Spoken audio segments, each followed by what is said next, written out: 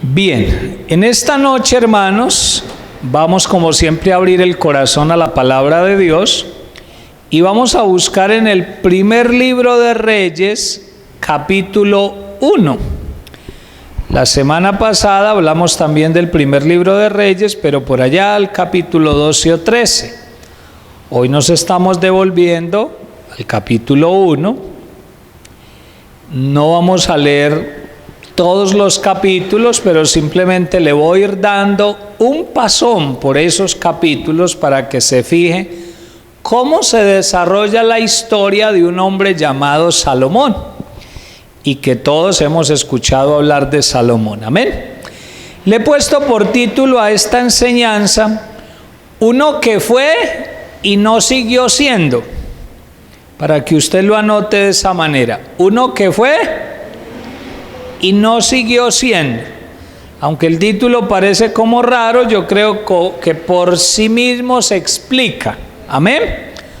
Uno que en otro tiempo hizo algo, fue de renombre, hizo grandes cosas, pero que no perseveró, sino que fue en el pasado, pero no siguió siendo lo que era. Usted sabe que yo le he contado en varias ocasiones que la Biblia tiene historias muy hermosas, historias que todas nos dejan una enseñanza, pero hay historias tristes. Y de las historias que a mí me parecen tristes son aquellas de esos hombres y mujeres que empezaron muy bien, pero terminaron mal. Se desviaron, se corrompieron. Y hemos hablado de quienes, por ejemplo, de Sansón, de Saúl, ¿cierto? Hombres y mujeres así, de Judas, por decir algo. Y hoy vamos a hablar de Salomón.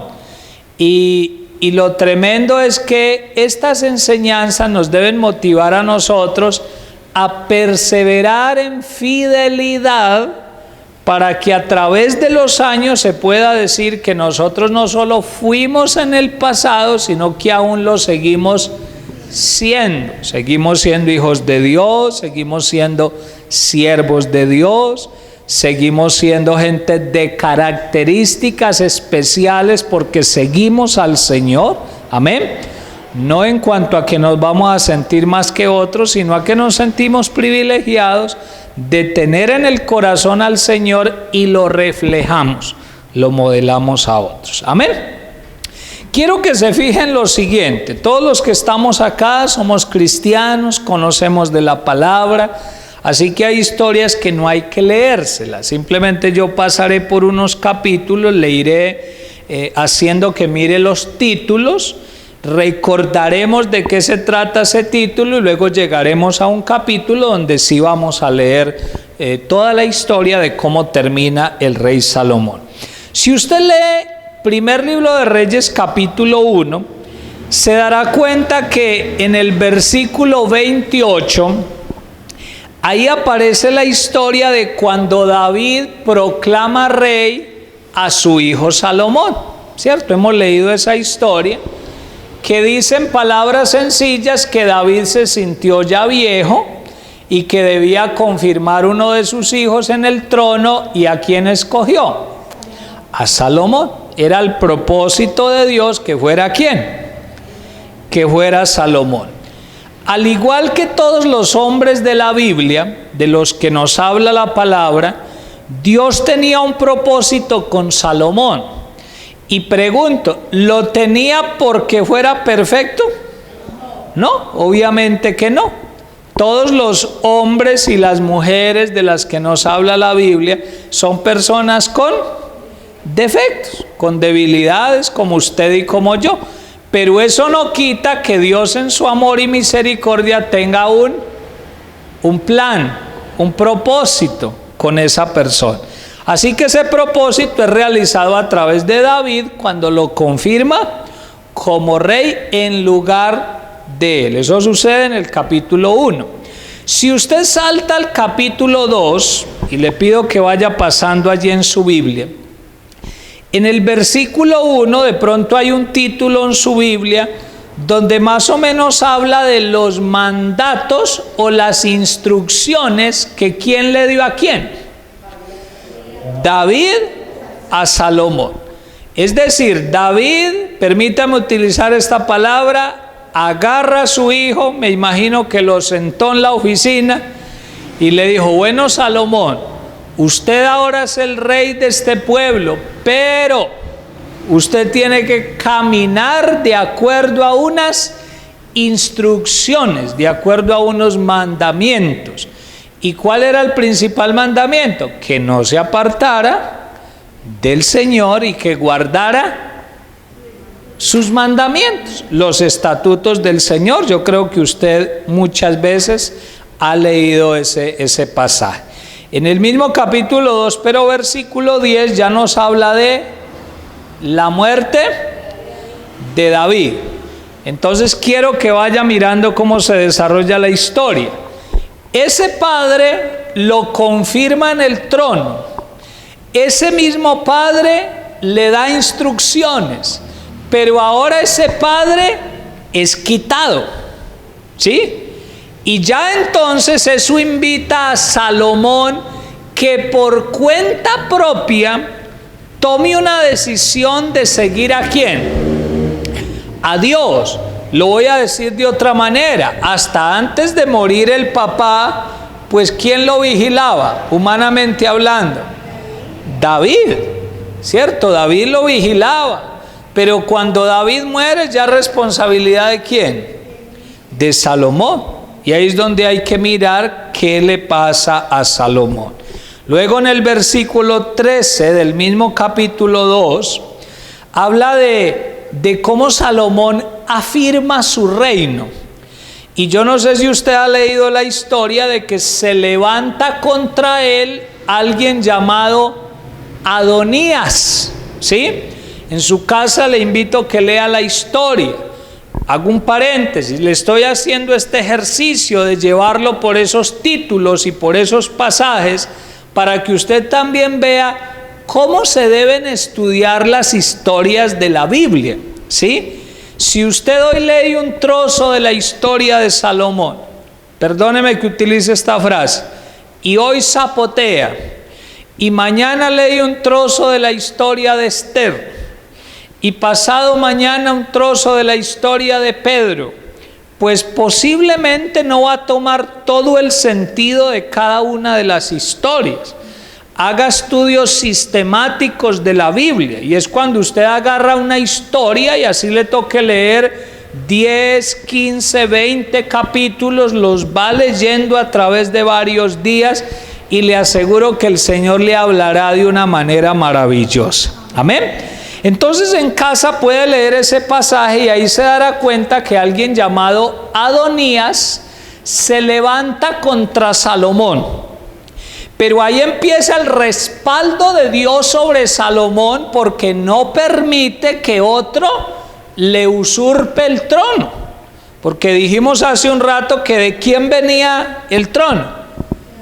Bueno, de David, pero era David como instrumento, pero en realidad venía de Dios, era el propósito de Dios, entonces no lo iban a quitar. Ahí es afirmado su reino. Capítulo 3.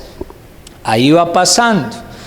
En el versículo 1 nos habla de que Salomón tiene su matrimonio. ¿Con quién se casa? Con la hija de Faraón. Según nos muestra la escritura, esa fue como la esposa oficial, digámoslo de esa manera, ¿cierto? La hija del Faraón. Más adelante nos va a contar algo la palabra de Dios acerca de la vida sentimental de Salomón, pero esa parece ser la esposa oficial de él. Luego en el versículo 3 aparece una historia que nos gusta mucho, y es cuando Dios se le aparece en sueños. Es la primera aparición de Dios a Salomón, y usted ha leído la historia. Lo emocionante es que Dios, ¿qué le dice? Pídeme lo que quieras que yo te dé. Y yo varias veces le he hecho esa pregunta, hermano: ¿Cuántos anhelaríamos que Dios nos dijera eso? ¿Cierto? Que Dios se nos apareciera y vea, pídame lo que quiera, que lo que me pida eso le voy a dar. Emocionante la pregunta, ¿cierto que sí? Y alguna vez nos cuestionábamos y decíamos que si Dios nos preguntara eso, debemos ser honestos de que algunos no sabríamos responder. O sea, me refiero a que no sabríamos responder sabiamente, ¿sí? Porque nos emocionaríamos y quizás pediríamos aquellas cosas en las que hemos estado pensando los últimos días, porque eso es lo primero que se le viene a uno a la mente. Entonces le voy a poner un ejemplo. Si los últimos días yo estuve pensando en una casa, posiblemente Dios me va a decir, Johnny, pídame lo que quiera que yo le dé, y lo primero que se me va a venir a la mente es ¿qué? A una casa, o no, Dios, un carro, o no, unos hijitos, ¿cierto? O no, tal cosa, es lo primero que se me va a venir a la mente. Pero no siempre pedimos con sabiduría. Usted conoce la historia y sabe que Salomón pidió con sabiduría. Porque le dijo a Dios, Dios, no te pido riquezas, no te pido fama, no te pido posición social, sino que entendiendo que soy el rey, dame por favor sabiduría para gobernar a este pueblo. Y usted sabe que el negocio le salió redondito. Lo digo de esa manera no porque Salomón lo haya visto como un negocio, usted y yo entendemos esa frase. El negocio le salió redondito porque Dios le dio sabiduría y fuera de eso le dio fama, riquezas, dinero, de todo, por haber pedido de la manera que el Señor quería. Amén.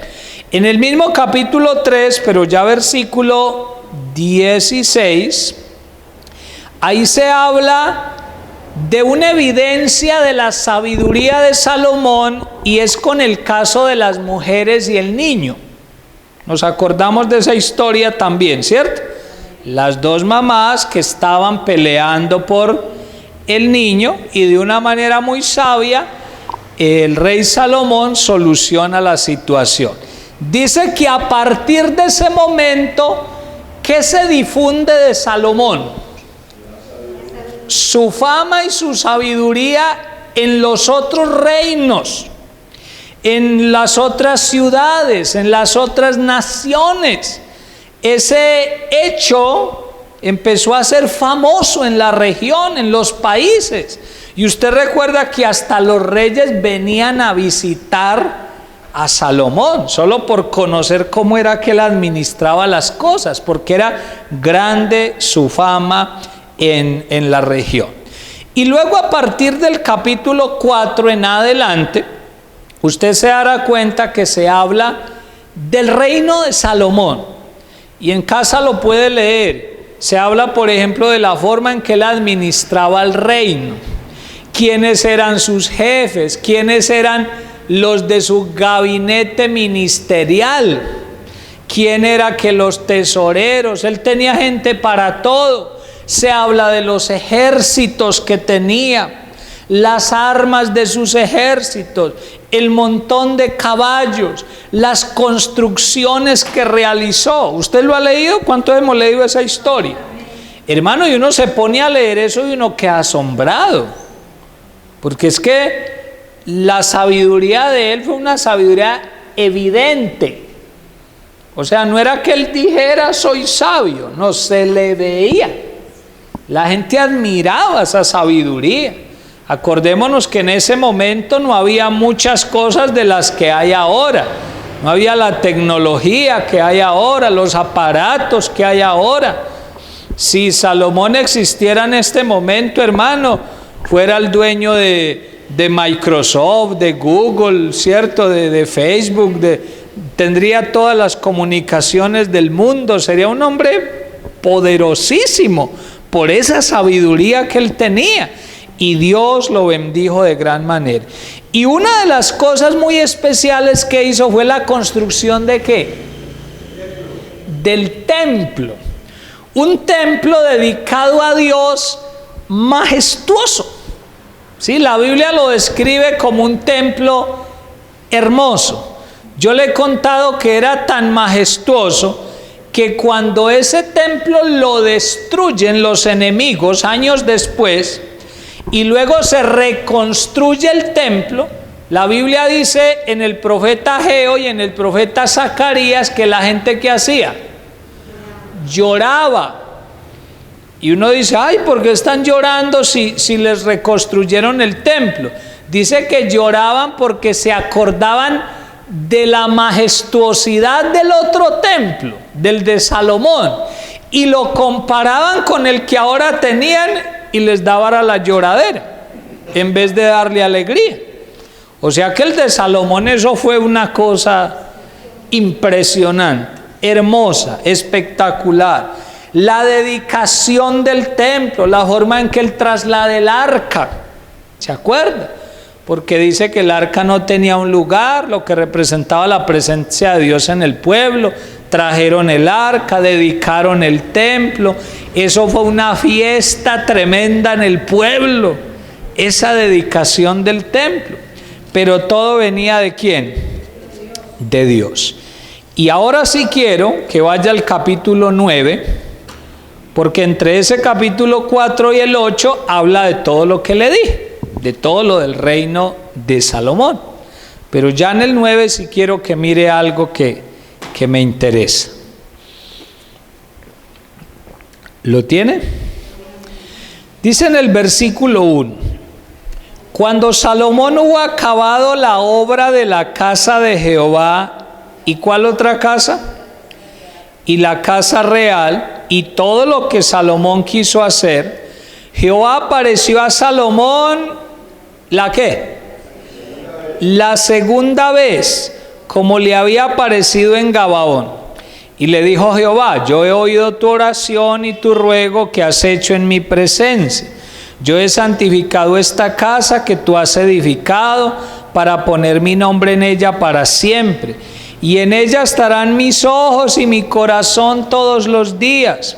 Pero escuche esto: y si tú anduvieres delante de mí como anduvo David tu padre, en integridad de corazón y en equidad, haciendo todas las cosas que yo te he mandado y guardando mis estatutos y mis decretos, ¿qué va a pasar? Yo afirmaré el trono de tu reino sobre Israel para siempre, como hablé a David tu padre, diciendo: no faltará varón de tu descendencia en el trono de Israel. Pero mire lo que dice el 6: mas si obstinadamente os apartareis de mí vosotros y vuestros hijos, y no guardareis mis mandamientos y mis estatutos que yo he puesto delante de vosotros, sino que fuereis y sirviereis a dioses ajenos y los adorareis, ¿qué va a pasar? Yo cortaré a Israel de sobre la faz de la tierra que les he entregado, y esta casa que he santificado a mi nombre, yo la echaré de delante de mí, e Israel será por proverbio y refrán a todos los pueblos. Y esta casa que estaba en estima, cualquiera que pase por ella se asombrará y se burlará y dirá: ¿por qué ha hecho así Jehová a esta tierra y a esta casa? Y dirán: ¿por cuánto qué? Dejaron a Jehová su Dios, que había sacado a sus padres de tierra de Egipto, y echaron mano a dioses ajenos, y los adoraron y los sirvieron. Por eso ha traído Jehová sobre ellos todo este mal. Mire, hoy estoy predicando de manera muy sencilla, y lo voy a decir de esta manera. Viene la fama de Salomón, todo lo que dijimos ahora. La forma en que administraba el dinero, los ejércitos, vienen los reyes a visitarlo. Me faltó decir ahora que hizo inclusive pacto, hizo alianza con otros reyes para que le pudieran ayudar en la construcción del templo. Eso está en la historia también. Hace la dedicación del templo. Y cuando Dios lo ve en esas, que iba muy bien, que estaba construyendo cosas, que su fama se está extendiendo, viene por segunda vez una aparición de Dios a él. Y usted sabe que las apariciones de Dios siempre buscan es darnos un mensaje. ¿Y por qué un mensaje? Porque es que los seres humanos necesitamos que Dios nos mantenga controladitos. O sea, ahí es donde le aplico lo que dije ahora, de que estoy predicando de manera sencilla, pero usted me comprende esa frase, ¿cierto? Los seres humanos necesitamos que Dios nos mantenga controladitos, porque si no nos controla, como que nos disparamos, nos elevamos, ¿cierto? Y Dios en su sabiduría entonces dice, bueno, ya me le apareció una primera vez, ya le di sabiduría, ya le vino fama, ya le vino riquezas, necesita otra palabra. No lo puedo dejar así, necesita otra palabra, otra aparición, segunda vez. Y viene y le trae el mensaje. Y en esta segunda vez ya no es para decirle, pídeme lo que quieras que yo te dé, ya es para hacerle una advertencia. Ya le dice, Salomón, qué linda la casa que me hiciste, el templo, qué bueno el corazón que tiene, las ganas de adorarme, pero le advierto, si usted camina rectamente y hace que este pueblo me adore, les va a ir bien. Pero si ustedes se alejan de mí y le sirven a otros dioses, esta casa solo va a servir ¿de qué? De burla. Y la gente va a pasar y se va a burlar y va a decir, ay, ¿por qué Dios permitió eso con el pueblo? Y van a responder, porque dejaron a Dios y se olvidaron ¿de qué? De que había sido Él el que los había sacado ¿de dónde? De la tierra de Egipto. Eso jamás se nos puede olvidar, de dónde nos sacó Dios. Siempre tendremos que estar agradecidos con Dios. ¿A cuántos no se nos ha olvidado de dónde nos sacó Dios? Hermano, y no se nos puede olvidar. Debemos de estar agradecidos con el Señor continuamente. Listo, brinque por favor al capítulo 11. No me puedo detener en los otros capítulos. Usted, como ya le dije, lo puede leer en casa. Puede dedicarle una semana leyendo detenidamente la historia de Salomón. Pero yo hoy voy a ir al capítulo 11, que es donde habla del momento en que Salomón se desvía. Amén. Versículo 1, ¿lo tienen? Dice, pero el rey Salomón amó, además de la hija de Faraón, ¿a quiénes? A muchas mujeres extranjeras. ¿A cuántas? A muchas. Hasta ahí no nos dice cuántas, pero dice que eran muchas. Y en el mismo verso 1, como que vuelve y dice que la esposa oficial sí fue ¿cuál? La hija de Faraón, pero que aparte de esa, ¿tuvo qué? Muchas mujeres extranjeras. ¿A quiénes? Ahí dice, a las de Moab, a las de Amón, a las de Edom, a las de Sidón y a las Eteas. ¿Qué tal que hubiesen existido aviones en ese tiempo? El tipo había llegado hasta América Latina a buscar mujeres. Menos mal no había ni redes sociales, ni Instagram, ni nada de eso para poder conseguir amigas. O si no, habría sido impresionante. Versículo 2 dice, gentes de las cuales Jehová había dicho a los hijos de Israel. ¿Qué les había dicho? No os llegaréis a ellas, ni ellas se llegarán a vosotros, porque ciertamente harán inclinar vuestros corazones tras sus dioses. A estas pues se juntó Salomón ¿con qué? Con amor. Escuche esto que voy a decir. Míreme acá, es tan amable. Salomón tiene una esposa. ¿Cuál? La hija de Faraón. Pero aparte de esa, muchas mujeres. ¿De dónde? De Moab, de Amón, las de Edom, las de Sidón, de toda parte, a donde podía llegar. Y dice que de esas gentes Dios había dado una palabra. Y la palabra advertía de que no se podían llegar a esas mujeres ni permitir que ellas se llegaran a ellos. Hasta ahí va el mandamiento de Dios.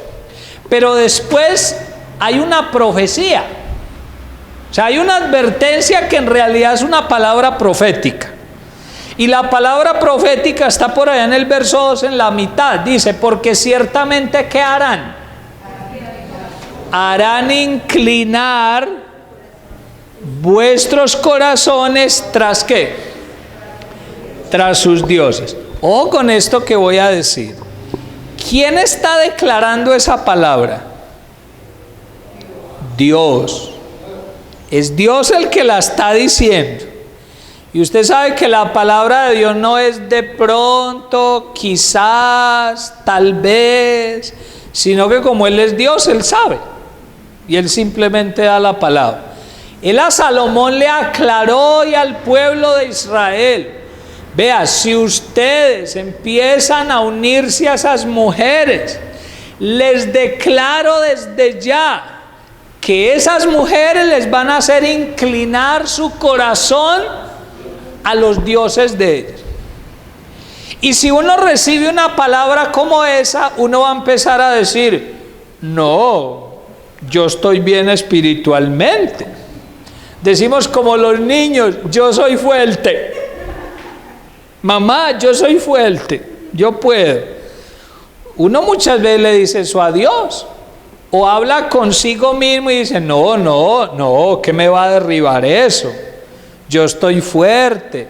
Como estoy de bien espiritualmente, como le estoy sirviendo a Dios, como estoy orando, como estoy estudiando la Biblia. Pero ¿sabe con qué nombre se puede calificar esa actitud del ser humano? Confianza en sí mismo y no en Dios.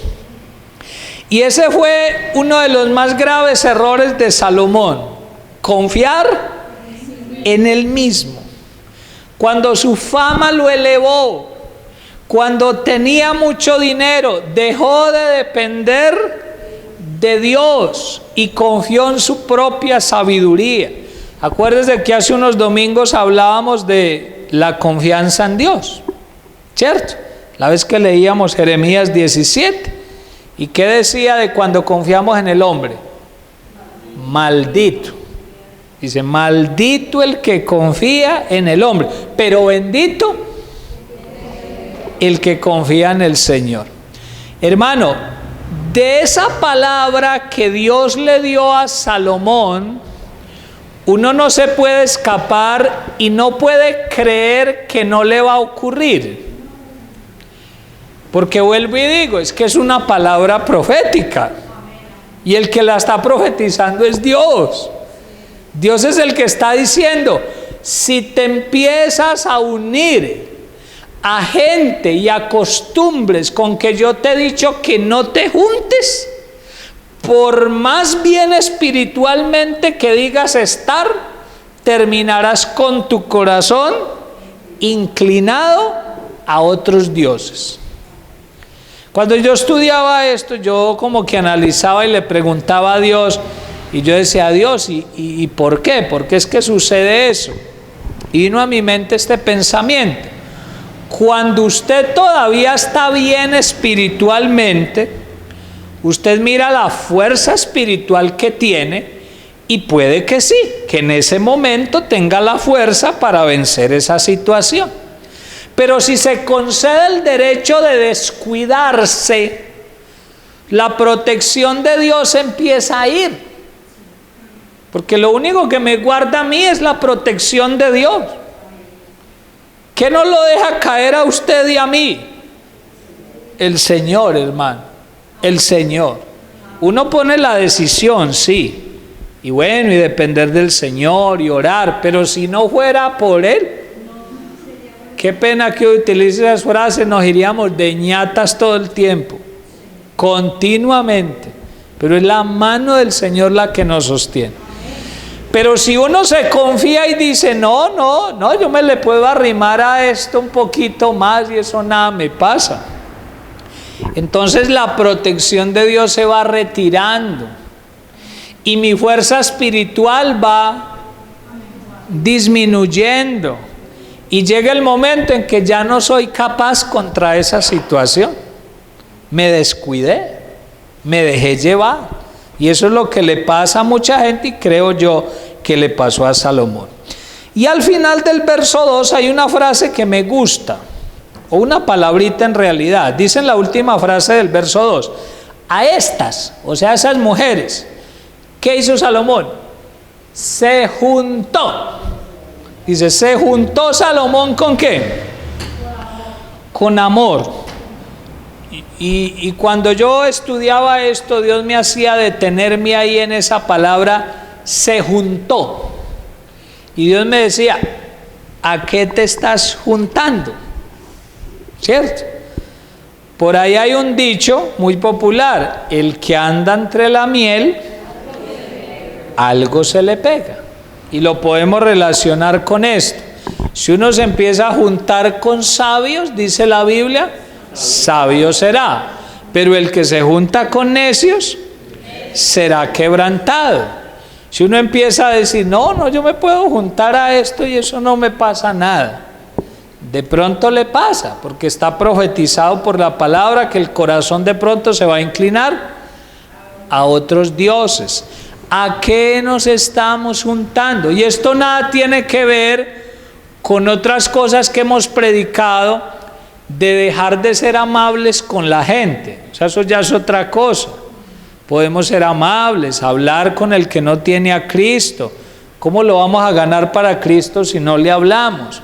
Pero aquí hablas de juntarse, dice que con amor, a participar de sus cosas, a tener comunión con Él en las cosas que no son de Dios.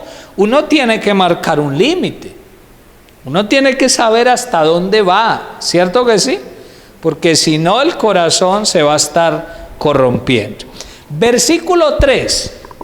Aquí sí dice cuántas mujeres, por si alguno tenía dudas.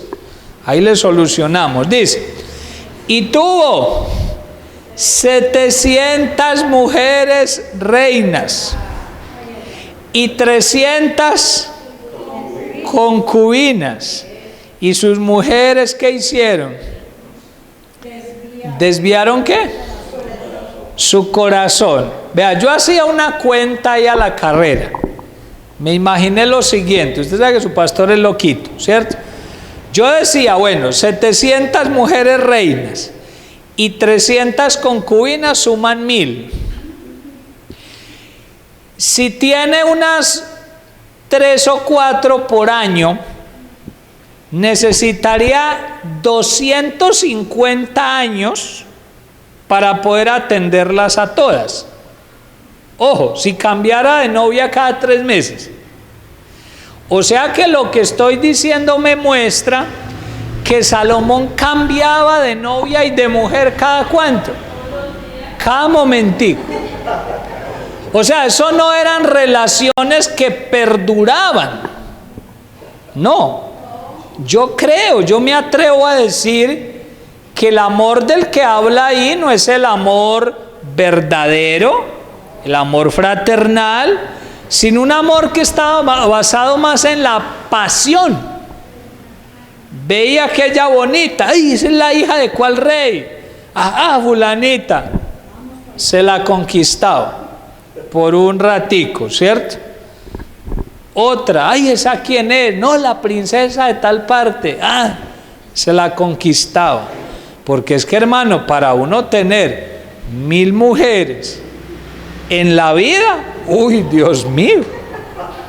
Y si a eso usted le empieza a descontar el tiempo que fue chiquito, adolescente, el tiempo que le caminó bien a Dios, porque acuérdense que por ahí empezamos, ¿cierto? Entonces eso fue que cuando se torció, hermano, eso era impresionante en conseguir mujeres. Pero ¿qué fue lo que sucedió al final? Dice que se cumplió lo que Dios había dicho. Versículo 3, desviaron su corazón. Está al final. ¿Qué desviaron? Su corazón. Versículo 4, y cuando Salomón era ya viejo, sus mujeres inclinaron su corazón tras ¿qué? Tras dioses ajenos. Mire el cumplimiento de la palabra de Dios. Y su corazón no era perfecto con Jehová su Dios como el corazón de su padre David. Usted sabe que ahí perfecto no significa que no tenga error, sino recto, derecho. Lo que quiere decir es que el corazón de Salomón se torció y que no fue recto como el de su padre David, a pesar de que conocemos de los errores de David, pero fue un hombre que se humilló ante el Señor, pidió perdón, recompuso su camino, cosa que no hizo el rey Salomón. Versículo 5. Porque Salomón siguió ¿a quién? Astoret, diosa de quién? De los sidonios. Y a Milcón, ídolo abominable de quién? De los amonitas. Mire, no sé si notó algo. En el versículo 1 dice qué mujeres fue las que tuvo. Y ahí se menciona las de Amón, las de Edom, las de Moab y las de Sidón. ¿Y a cuáles dioses terminó adorando? A esos, a los de esas muchachas. Ahí dice en el versículo 5 que Astoret, diosa de quién? De los sidonios, porque había seguido a las mujeres de Sidón. También a Milcón, ídolo abominable de quién? De los amonitas, porque había seguido a las mujeres de Amón. Versículo 6. E hizo Salomón lo malo ante los ojos de Jehová, y no siguió cumplidamente a Jehová como David su padre. Entonces edificó Salomón un altar ¿a quién? A Quemos, ídolo abominable de quién? De Moab, en el monte que está enfrente de Jerusalén. Y a Moloc, ídolo abominable de los hijos de Amón. Así hizo para todas sus mujeres extranjeras, las cuales quemaban incienso y ofrecían sacrificios ¿a quiénes? A sus dioses. Mire, yo que veía en este pasaje, a veces uno se asombra de las cosas que termina haciendo una persona cuando se desvía de Dios. No sé si usted se ha asombrado, ¿cierto? Uno a veces dice, ay, ¿cómo? Que fulano está haciendo tal cosa. Ay, yo no te creo. Todos lo hemos dicho. Porque a uno como que no le entra en la cabecita que esa persona que uno vio fiel a Dios, que oraba, que buscaba del Señor, que servía a Dios, que tenía un buen hogar, que instruía a unos hijos, y luego verlo haciendo cosas tan abominables, uno se asombra. Pero no nos debe asombrar, porque es que ahí está el ejemplo en la Biblia. Simplemente, ¿de dónde venía todo? De dejar a Dios, de confiar en sí mismo y no confiar en ¿quién? En Dios. Salomón hizo cosas muy tremendas, porque es que dice que, no sé si lo notó, que ahí enfrente de Jerusalén levantó un altar a dioses falsos. O sea, acá estaba Jerusalén, donde él siempre había adorado a Dios y había construido el templo, la casa hermosa para Dios, y luego en la montañita enseguida hace un altar, pero para el otro Dios. Y dice que permitía que sus mujeres quemaran incienso, adoraban a otros dioses. Mire dónde terminó, hermano, por desviarse del Señor. Este tipo de mensajes es para que uno sienta ese temor reverente, ¿sí? No temor de miedo, de pavor, sino temor reverente. Señor, yo no me quiero desviar, y para no desviarme no me puedo confiar en mí mismo, tengo que confiar en Dios, tengo que atender cuando Dios me habla. Porque acuérdese lo que le dije ahora, Dios le habló la segunda vez para tenerlo ¿qué? Controladito. Pero él no atendió a esa palabra, ese se descontroló. No se dejó controlar por Dios, sino que se descontroló. Y mire dónde terminó. Versículo 9 para que terminemos. Y se enojó Jehová contra Salomón, por cuanto su corazón se había apartado de Jehová, Dios de Israel, que se le había aparecido dos veces. Mire, ¿por qué menciona ahí lo de que se le apareció 2 veces? Como queriendo decir, no valoró el privilegio que tuvo. O sea, ¿por qué lo menciona ahí? Usted sabe que todo lo que dice la Biblia tiene un propósito. ¿Por qué vuelve y lo dice? ¿Por qué dice que Dios se enojó contra él? Que porque se había apartado de él, a pesar de que se le había aparecido 2 veces. Como diciendo, vea, ese no valoró lo que hice por él. Los privilegios que le di, la fama, las riquezas. Hermano, que no nos pase a nosotros, que Dios nos guarde. Y como dije al principio, que no se hable de nosotros como el que fue, sino el que sigue siendo. Ay, ese tan buen hijo de Dios que ha sido, pero lo sigue siendo. Ay, ese tan buen siervo de Dios que ha sido, pero lo sigue siendo. Porque qué tristeza cuando de uno se habla en términos pasados y ya dejó de ser lo que era antes. ¿Y qué pasó con Dios y con Salomón? Dice versículo 10. Dice, y le había mandado acerca de esto, o sea, está hablando de lo que Dios hizo con Salomón. Dice, y le había mandado acerca de esto, que no siguiese a dioses ajenos, mas él no guardó lo que le mandó Jehová. Y dijo Jehová a Salomón, mire, acá es donde viene la sentencia, dice, por cuanto ha habido esto en ti, y no has guardado mi pacto y mis estatutos que yo te mandé, romperé de ti el reino y lo entregaré ¿a quién? A tu siervo. Sin embargo, no lo haré en tus días. ¿Por amor a quién? ¿Por amor a Salomón? Por amor a David tu padre. Lo romperé de la mano de tu hijo. Pero no romperé todo el reino, sino que daré una tribu a tu hijo, por amor a David mi siervo, y por amor a Jerusalén, la cual yo he elegido. Hasta ahí lo voy a dejar. Usted luego en casa puede seguir leyendo la historia. Ahí no termina, pero se lo voy a terminar de la siguiente manera. Triste cuando Dios profiere esas sentencias, ¿cierto que sí? Rico cuando Dios dice, te confirmaré por mi pueblo, ay amén. Te confirmaré en el trono de Israel, ay amén.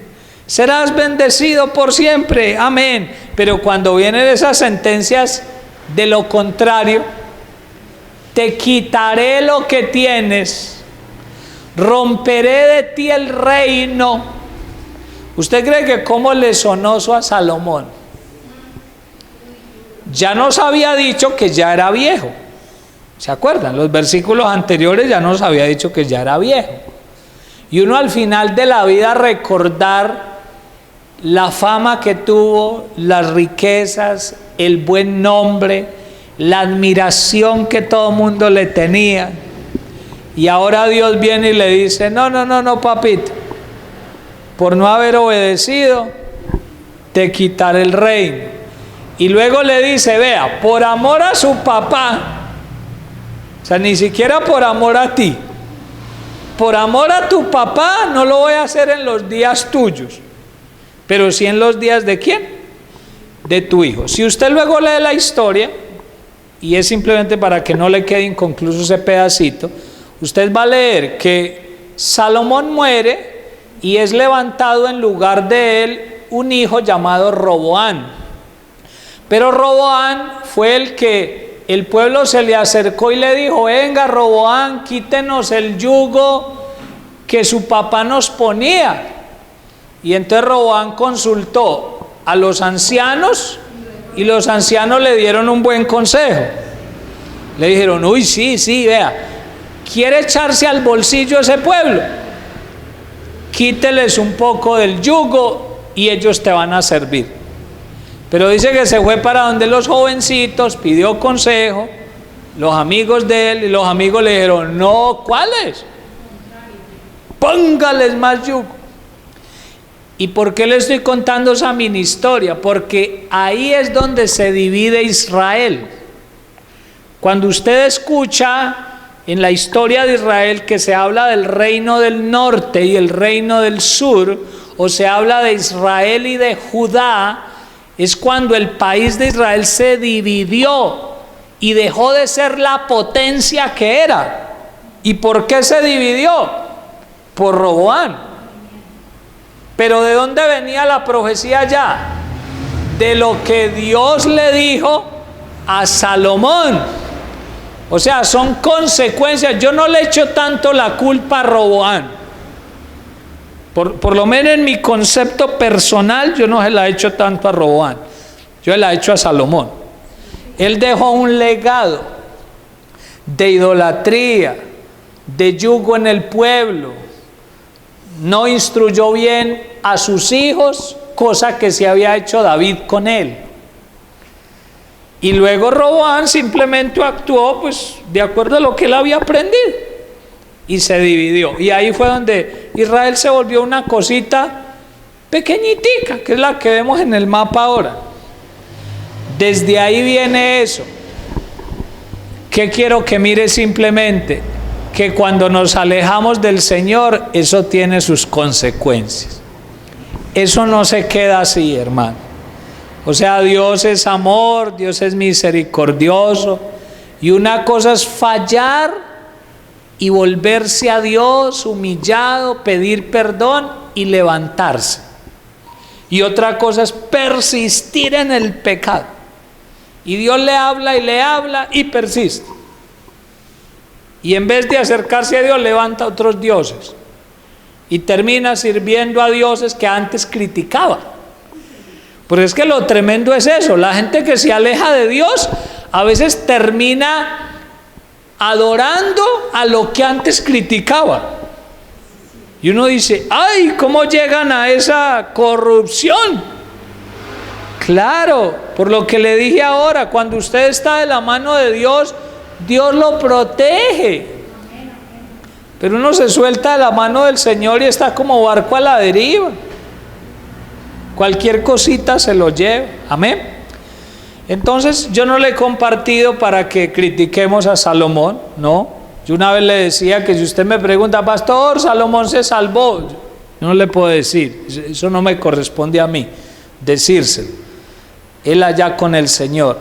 Pero aprendamos de su historia, que no nos pase a nosotros, que si hasta el día de hoy somos hijos de Dios, somos siervos de Dios, buscamos de Dios, oramos, nos hemos esforzado por ser fieles, por no alejarnos, pues sigámoslo siendo. No nos alejemos en ningún momento del camino, no nos confiemos en nosotros mismos, sigamos fieles a Dios y nos va a ir bien. ¿Cuántos queremos eso? ¿Cuántos queremos continuar hasta el final? Vamos a estar en pie, vamos a orar y le queda la tarea. ¿Cuántos van a estudiar la historia de Salomón? Capítulo por capítulo. Ahí tiene para que se entretenga una semanita leyendo Biblia, ¿sí? Leyendo todos esos capítulos. Vamos a orar. Padre, te damos gracias por esta noche.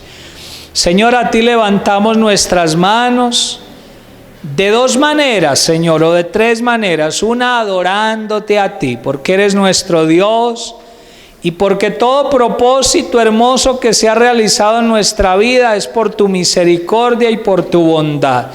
Nada ha sido por nosotros mismos, sino por tu propósito en nuestra vida, Señor. Y por eso también levantamos las manos con un segundo significado, y es declarando victoria. Porque gracias a Dios, gracias a Jesucristo, podemos caminar en victoria. Todo lo que tenemos laboralmente, económicamente, académicamente, ministerialmente, familiarmente, todo lo que tenemos se lo debemos al Señor. Dios, gracias por esas palabras que nos das para mantenernos controladitos, Señor, porque los seres humanos somos dados a que se nos dispare la aguja, a que nos descontrolemos, pero tú nos amas tanto que nos mandas esas palabras para mantenernos controlados, Señor. Guárdanos de que nos confiemos en nosotros mismos y no en Dios. Guárdanos de que nos juntemos con las cosas que desagradan a Dios. Guárdanos de que se desvíe nuestro corazón tras dioses falsos, Señor. Hoy sabemos que el único que nos guarda de ello eres tú. El único que nos da la fuerza para mantenernos en pie eres tú. Por eso jamás nos vamos a confiar.